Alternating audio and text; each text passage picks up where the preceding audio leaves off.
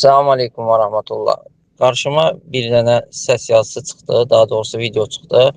Hansı ki, video yazan insan Rəşad qardaşımıza bu insanı güya təhqir elədiyi üçün, ona nalayiq söz dediyi üçün onu tərbiyəsiz adlandırır və onun haqqına girdiyini deyir.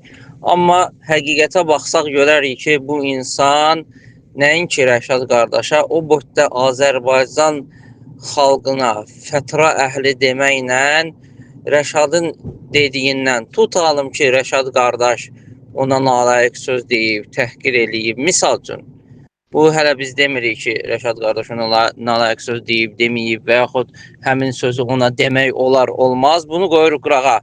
Əgər sələflərin tarixinə baxsaq, sələflərin həyatına baxsaq, görərik ki, yəni sələf imamları yeri gələndə bidət əhlinə nalayiq sözlər də deyiblər, onları hörmətdən də salıblar.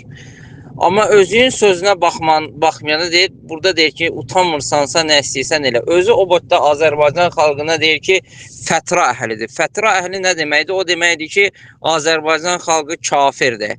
Kafir nə deməkdir? Kafir o deməkdir ki, o insanın canı, malı, qanı, namusu halaldır.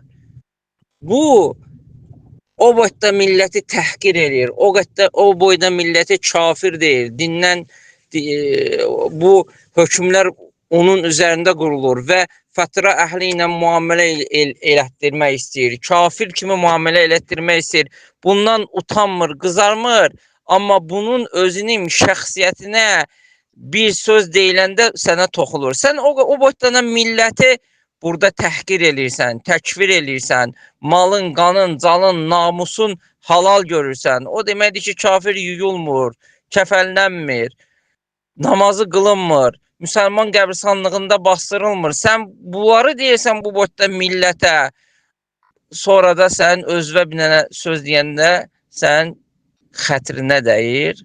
Nə oldu?